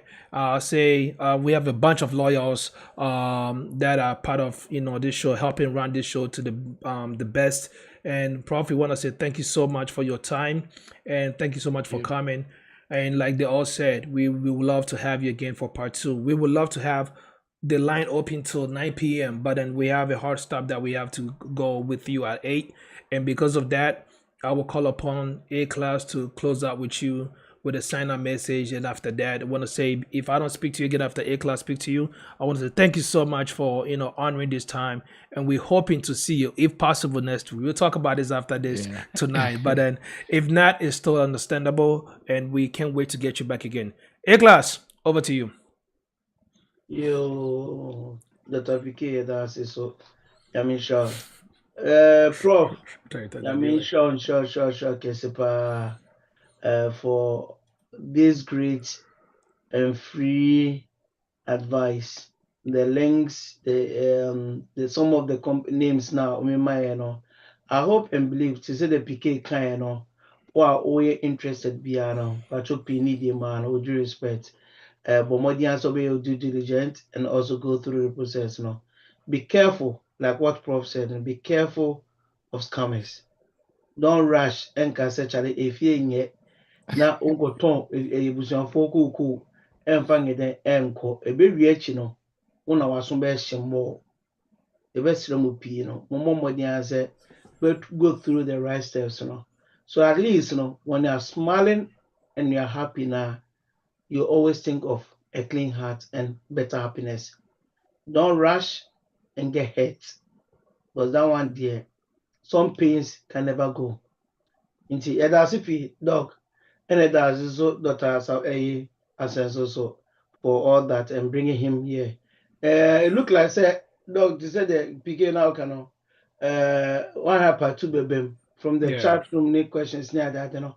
Because a lot of people have a lot of questions that Prof, we're not. okay with it, yeah. Then please over to the two of you, and let's see how best we can really have for next week.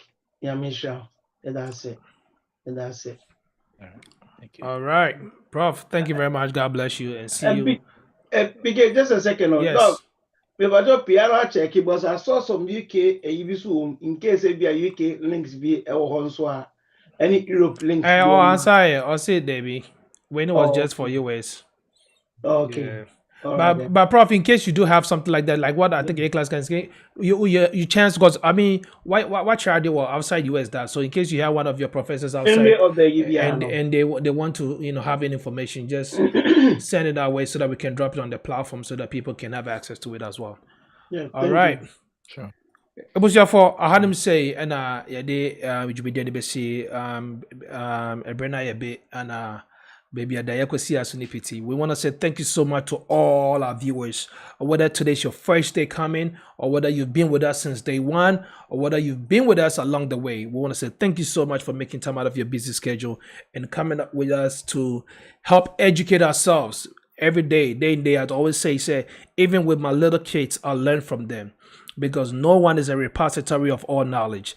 Knowledge is based individually, and once we come together as a team, like our other sister said, diversity, inclusive, and also engagement, once we put it together, it will always makes us become genius, and it will marvels you how we can collectively think and make things happen. If there's anything that you want to see us do better, let's brainstorm at the on the platform and just make sure that we get things taken care of the way that will suit each and every one. We cannot thank you enough for your support, for sharing the links, for sharing the Zoom link, the YouTube link, and everything. And once our Facebook get up running, we'll make sure so we keep feeding you guys with all the information. I will send the link of the YouTube link to the platforms so that we all can go back and just make sure we can listen and queue out all those information that we can. To all our sponsors, thank you very much for supporting us and being with us along the line as we progress. We bring you nothing but the best, and it's our pledge to make sure that we feed you guys with good information that will help you, the body and the soul. Thank you all, and see you guys next week. This is where we draw the curtains to the educative part. We're going to hand over to Tatapsen to run the Q&A session. Big shout outs to my producer director, Nana Lord, for making sure this show was brought to you successfully. And also to those in the UK, Germany, Africa, Ghana, wherever you are, all walks of the world. Thank you guys so much. I thank those in the Canada and the US too, but I'm talking about those outside Canada and US because of almost time schedule, and for them to come, man, this is never gonna go unnoticed. I am so grateful on behalf of the team. Thank you guys very much, and see you guys.